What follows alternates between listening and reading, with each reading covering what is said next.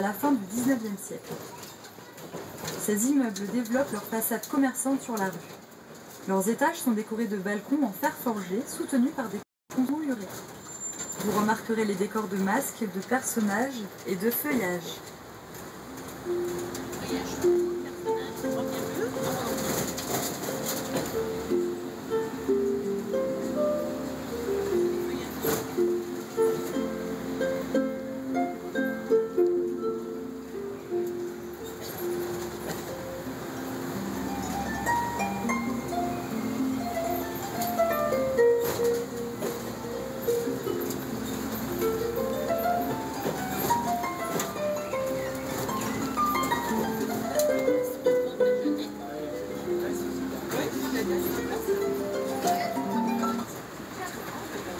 Rue Plantagenet.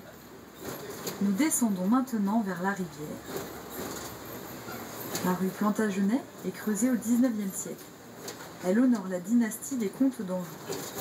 L'un d'entre eux, Geoffroy Plantagenet, avait pour habitude de porter une branche de genêt à son chapeau, ce qui est à l'origine du nom de la famille. Au milieu du XIIe siècle, les Plantagenets sont comtes d'Anjou, du Maine et du Poitou, ducs de Normandie et d'Aquitaine, et roi d'Angleterre.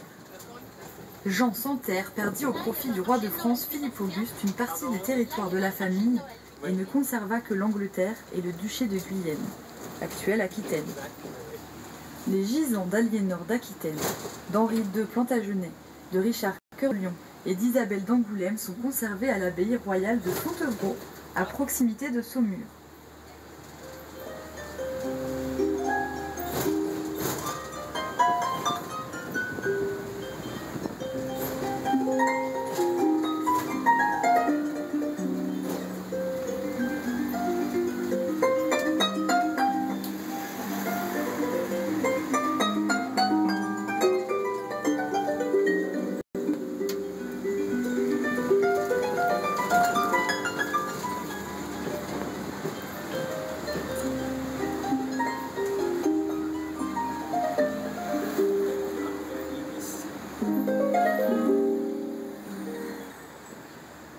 Rue de la Poissonnerie.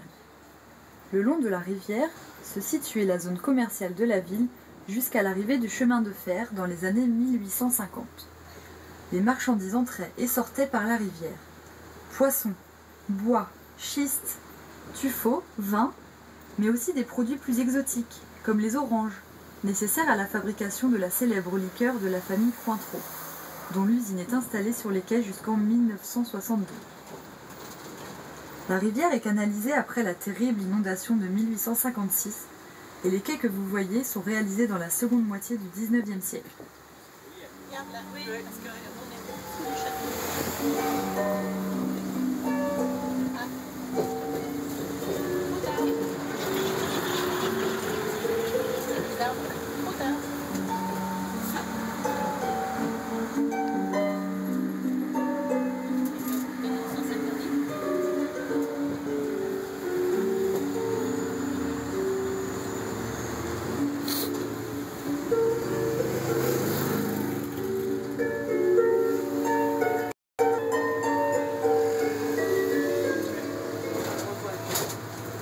Pont de Verdun.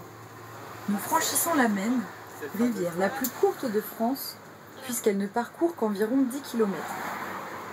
Le pont, beaucoup plus long à l'origine, était le seul pont carrossable jusqu'au XIXe siècle pour rejoindre le quartier d'Outremaine, la Doutre. À droite et à gauche, les ponts de la haute et de la basse chaîne rappellent qu'au Moyen-Âge, des chaînes étaient tendues en prolongement des remparts pour empêcher les invasions par voie d'eau.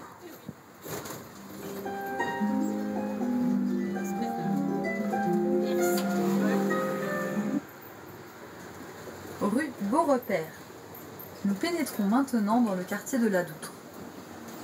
En 1028, Foulques Nérat et son épouse Hildegarde fondent l'abbaye Notre-Dame de la Charité du Ronceret, à l'origine du développement du quartier. La partie basse du quartier était occupée par des métiers populaires, le plus souvent liés à l'eau. Tanneurs, savetiers, pêcheurs, teinturiers. Au niveau du feu, passait un bras artificiel de la Maine, le canal de la Tannerie. Un petit pont l'enjambait, et ainsi le bas du quartier formait l'île de la Savate. Ce canal est comblé à partir de 1867.